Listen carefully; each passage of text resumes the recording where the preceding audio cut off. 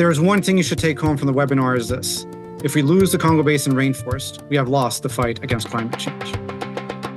What you are about to see and hear today is going to change the way you think about reforestation projects. From day one, our objective was simple: find the optimal lowest risk site in Cameroon for a 99-year reforestation project. We will dig 15 million holes to plant 15 million trees. This project is projected to issue 5 million verified carbon units. The project will cover 14,000 hectares, making it one of the 5 largest active AR projects in Africa. And over the project's lifetime, these trees will sequester around 5 million tons of CO2 equivalent. That's roughly the annual emissions of about 13 natural gas power plants.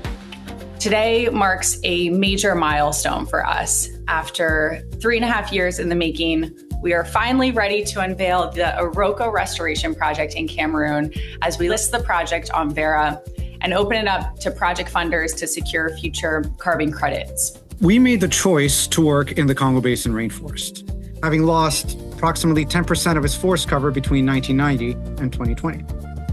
The culprits are slash and burn agriculture, the conversion of timber into charcoal for energy, and industrial scale logging. But they all have something in common.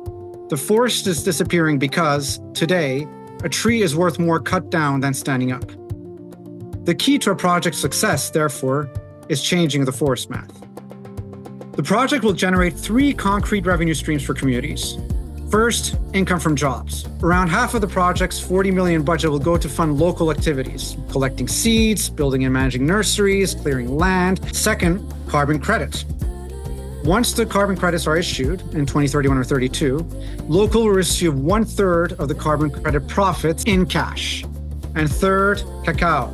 1/6 of the project area will be developed as community cacao plantations.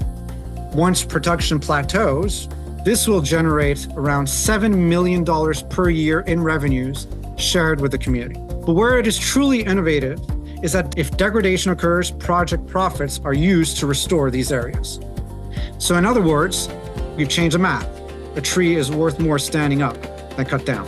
The Iroko tree is not only one of the native species we're planting, but also in West African folklore, cutting down an Iroko tree is believed to bring bad luck to the person and their family, making it a powerful symbol for our project's mission to restore and protect these landscapes for generations to come.